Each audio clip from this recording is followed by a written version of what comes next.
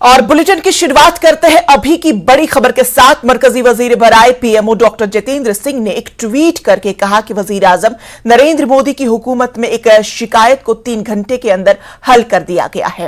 हुकूमत ने Jammu mail train को छन रोइया पर रोकने के अहकामात जारी किए गए हैं। उन्होंने कहा कि हुकूमत अवाम के हकीकी खदशात का जवाब दे रही है।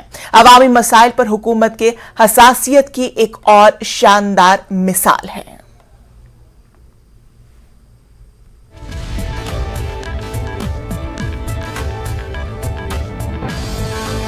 इस खबर पर ज्यादा जानकारी के साथ हमारे सीनियर एडिटर तेजेंद्र सिंह सोढ़ी हमारे साथ जुड़ चुके हैं। तेजेंद्र जी, बताइएगा कि आज मोदी हुकूमत की एक और शानदार मिसाल सामने आ गई है। 3 घंटे के अंदर मसला पूरी तरह से हल हो गया।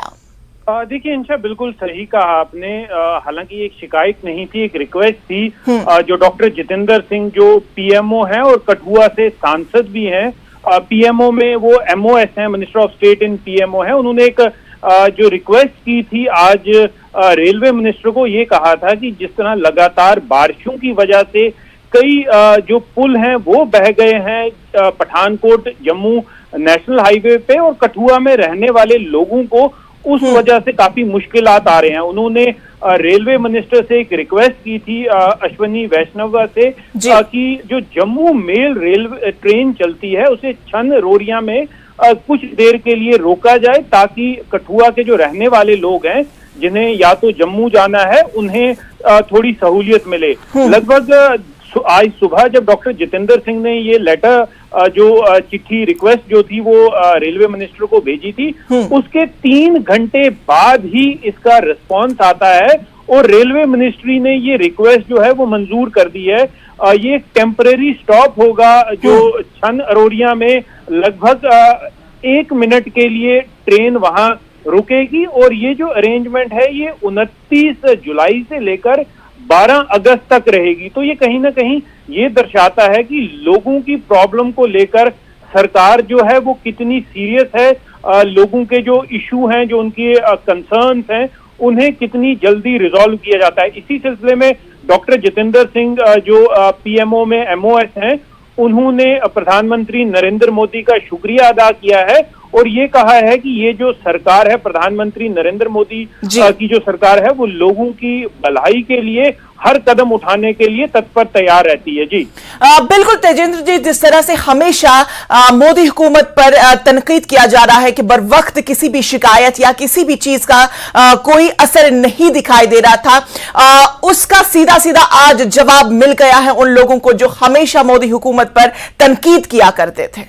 बिल्कुल सही कहा इंशा। कई लोग जो हैं तनकीद इस तरह करते थे क्योंकि उन्हें ग्राउंड पे रियलिटी पता नहीं थी, फैक्ट्स पता नहीं थे। देखिए, आज तक मुझे नहीं लगता कि कहीं किसी भी रेलवे ट्रेन को लगभग 3 घंटे में ये डिसीजन ले लिया जाता है कि हाँ, लोगों को प्रॉब्लम्स आ रही हैं, उन प्रॉब्लम्स को रिजॉल्व करने के लिए इस ट्रेन का रुकना जरूरी है। देखिए, आज ही लगभग सुबह ये लेटर लिखी गई थी डॉक्टर जितेंद्र सिंह द्वारा अश्विनी वैष्णव को, जो रेलवे मिनिस्टर हैं, और 3 घंटे बाद इस पूरे इशू का, इस पूरे कंसर्न का रेजोल्यूशन आ जाता है। और अब ये जो ट्रेन है कल से लेकर 13 अगस्त तक माफ कीजिए 12 अगस्त तक ये 1 मिनट के लिए छन रोरिया में रुकेगी, और लोगों को जो सहूलियत जो उन्हें प्रॉब्लम्स आ रही थी, कई जो ब्रिजेस बह गए थे उसकी वजह से लोगों को जो प्रॉब्लम्स आ रही थी, उनकी सहूलियत लोगों को अब मिलेगी इस ट्रेन के रुकने से। बिल्कुल तेजेंद्र जी, अब इस जवाब के बाद तमाम लोगों को ये इशारा भी मिल चुका होगा कि मोदी हुकूमत अपने आप में कितनी बड़ी ताकत और शानदार मिसाल आज पूरे मुल्क के लिए बन चुकी है। बेहद शुक्रिया तमाम तर तफसीलात के लिए। कुलगाम पुलिस और 1RR ने ग्रेनेड फेंकने के मॉड्यूल का पर्दाफाश किया है। पुलिस ने 4 दहशतगर्दों के माविन को गिरफ्तार किया है। यारीपुरा ग्रेनेड वाक़े के मामले को हल कर लिया गया है। 24 मई को दस्ती बम हजूब में फेंका गया था, जिसमें 13 शहरी जख्मी हो गए थे। इस सिलसिले में मुख्तलिफ दिफात के तहत एक मुकदमा यारीपुरा पुलिस स्टेशन में दर्ज किया गया था। तफ्तीश के दौरान कुलगाम पुलिस ने 1RR के साथ मुश्तरका तौर पर दहशतगर्दों के 4 साथियों को गिरफ्तार किया। पुलिस ने नासिर नबी डार, आकिब मजीद वानी, मोहम्मद अब्बास डार और जाहिद अली भट्ट को गिरफ्तार कर लिया। उनके कब्जे से एक पिस्तौल, 2 पिस्तौल मैगजीन, एक दस्ते बम, एक पिस्तौल के 14 राउंड्स बरामद किए। इस मामले में मजीद जांच जारी है। जम्मू कश्मीर नेशनल कॉन्फ्रेंस ने 2024 लोकसभा इंतखाबात में जम्मू कश्मीर में इत्तेहाद के इम्कानात को खारिज नहीं किया। एनसी के सूबाई सदर रतन लाल गुप्ता ने कहा कि पार्लिमानी इंतखाबात में बीजेपी को शिकस्त देने के लिए जरूरी है। उनकी पार्टी अपोजिशन इत्तेहाद इंडिया की हिदायत पर अमल करेगी। वो आज जम्मू में पार्टी कारकुनान की मीटिंग के मौके पर न्यूज़ 18 से बातचीत कर रहे थे। ये तो क्योंकि सेंटर जम्मू कश्मीर में तो 5 ही है ना, तो मेन फैसला करना है सेंटर ने, सेंटर की लीडरशिप ने, अपोजिशन की सेंटर की लीडरशिप ने फैसला करना है। जो वो फैसला करेंगे, क्योंकि हम भी उसमें होंगे, तो जो वो फैसला करेंगे हम उसी पे चलेंगे। जो सेंटर फैसला करेगा, सेंटर की हमारी अपोजिशन पार्टीज की जो लीडरशिप, जो इत्तेहाद बना है, जो हमारा इंडिया जो बना है अब, उस इंडिया जो हुक्म करेगा, हमारी तमाम अपोजिशन पार्टी जो है उसके मुताबिक चलेंगे। जम्मू कश्मीर में असेंबली इंतखाबात के इनेकाद के मुतालबे को दोहराते हुए रतन लाल ने कहा कि अगर पार्लियामेंट और बल्दियाती इंतखाबात के इनेकाद के लिए हालात साजगार है तो मरकजी हुकूमत यूटी में असेंबली इंतखाबात कराने से क्यों कतरा रही है। एलजी साहब भी फरमा रहे हैं कि हालात ठीक हैं, और आज आरम मोहम्मद खान साहब भी कह रहे हैं कि जम्मू कश्मीर के अगर नॉर्मल हालात हैं तो फिर इलेक्शन का ऐलान क्यों नहीं हो रहा है। इनको इन राइटिंग होम मिनिस्ट्री को देना चाहिए कि जम्मू कश्मीर के हालात नॉर्मल हैं, लिहाजा अब असेंबली के इलेक्शन हो जाने चाहिए।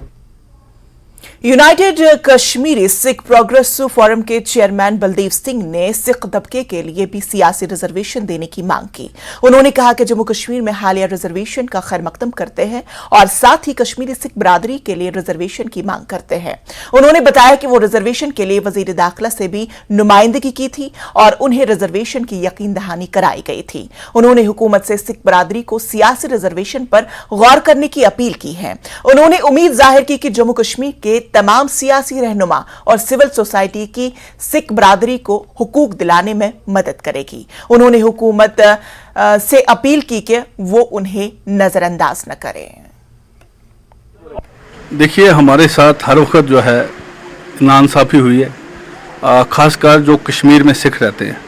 वो जितना सेक्रीफाइस कश्मीरी सिख ने किया 47 से लेके पाक को लेके 35,000 लोग उस टाइम हमारी शहादत दिया लोगों ने, गांव के गांव खाली हो गए। उसके बाद 90s के बाद जब कश्मीरी पंडित यहाँ से गए, सिख कौम डटी रही और उनका बहुत नुकसान हुआ।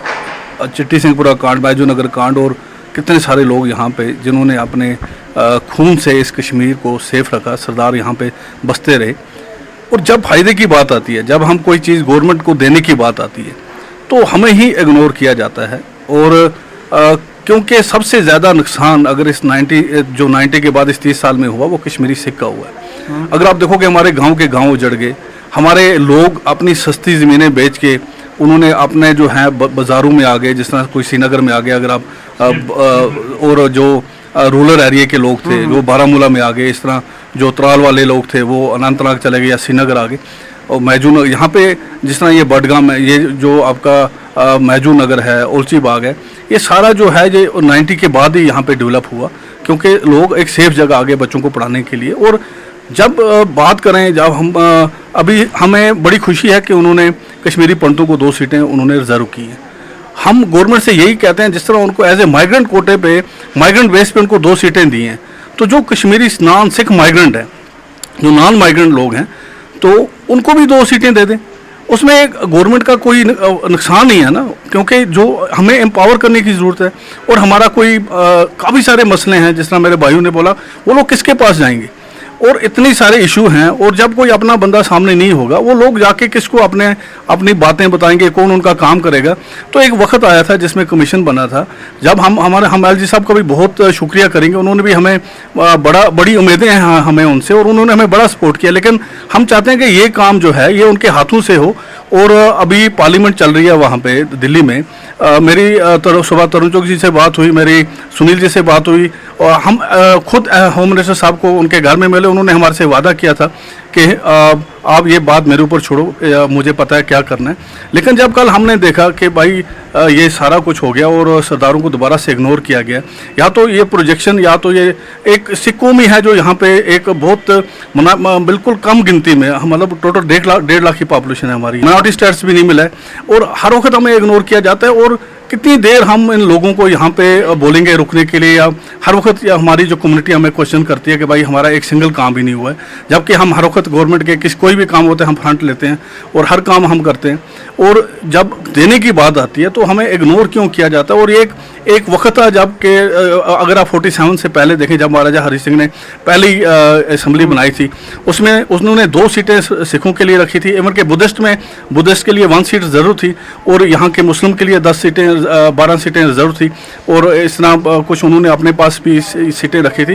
तो तब से लेके वो एक कोटा चल रहा था, और 47 के बाद जो है उसके बाद आज तक जो है किसी सरदार को किसी ने पूछा नहीं। हमें बड़ी आज थी इसके बाद के, अभी जिस तरह की बातें हुई थी, हम होम मिनिस्टर साहब को मिले थे, हम प्राइम मिनिस्टर साहब को भी मिले, उन्होंने बोला था कि हम ज़रूर आपका सोचेंगे। और डिलिमिटेशन कमीशन था, उनके साथ हमने 10 बार मीटिंगें की हैं, हमने मेमोरेंडम्स दिए हैं, अलग अलग जितनी हमारी सिविल सोसाइटी के लोग हैं सब ने मेमोरेंडम दिए हैं। मैं सोचता हूँ कि या तो जो यहाँ से जो रिकमेंडेशन जाती है वो प्रॉपर नहीं जाती है, और क्योंकि यहाँ का जो डाटा है, अगर आप देखेंगे कि एलजी साहब परसों हमारे छठी पातशाही गुरुद्वारे में भी आए, उसके बाद शुपियन के हम उनका बड़े शुक्रगुजार करते हैं। उन्होंने खुद देखा कि यहाँ के जो सिख पॉपुलेशन है वो कहाँ कहाँ रहती है, तो उसके बाद रहने के बाद जो लोग यहाँ पे रहते हैं उनको एम्पावर करने की ज़रूरत है। ये चाहते हैं कि हमने कश्मीर को स्ट्रांग करना है, स्ट्रेंथन करना है, और कश्मीर का एक गुलदस्ते की तरह कश्मीर को सजाना है, ठीक है ना। इसमें जिस तरह एक बगीचा होता है उसमें हर किस्म का फूल होता है। अगर गवर्नमेंट दिल से वो चाहती है तो उनको ये काम दोबारा से करना पड़ेगा। अगर वो उनकी ये सोच है तो उस सोच में जो है वो सबसे पहले यहाँ पे सिख हैं जो यहाँ रहते हैं, जो इस गुलदस्ते को अलग से एक खुशबू रंग देते हैं। और मैं चाहता हूँ कि गवर्नमेंट को इसको सीरियस सोचना चाहिए, और शायद हमारे से भी गलती हुई होगी, हमने इसको ज़्यादा फॉलो नहीं किया, और हम चाहते हैं कि ये उन्हीं के हाथ में है। ऐसा तो नहीं है कि बिल पास हो गई, अभी पार्लियामेंट चल रहा है, तो ये आजकल में ही हो सकता है, और ये सीरियस होकर उनको करना चाहिए, क्योंकि अगर आज नहीं हुआ तो ये कभी नहीं होगा, और कल उन गवर्नमेंट को भी पछतावा होगा कि हमें एक मौका मिला था कश्मीरी सरदारों को हमें एम्पावर करने का, वो हमने खो दिया। तो मुझे लगता है कि क्योंकि देखो आज नहीं तो जो हमारा जो कश्मीरी सिख है वो गवर्नमेंट नौकरी पे डिपेंड है, जो रिटायरमेंट होता है वो अपना बच्चे उनके सारे बाहर हैं, वो बोरी बिस्तरा उठा के जम्मू या बाहर की जगह चला जाएगा। आने वाले टाइम पे यही गवर्नमेंट फिर लोगों को बोलेगी आके वापस बसो। जिस तरह कश्मीरी पंडितों को 30 साल से हम कह रहे हैं कि आप यहाँ पे आके, हम उनके लिए फ्लैट्स के सोच रहे हैं, हम उनके लिए प्राइम मिनिस्टर पैकेज के जॉब्स का सोच रहे हैं, तो वही चीज़ दोबारा से ना इनको करनी पड़े सरदारों के लिए भी।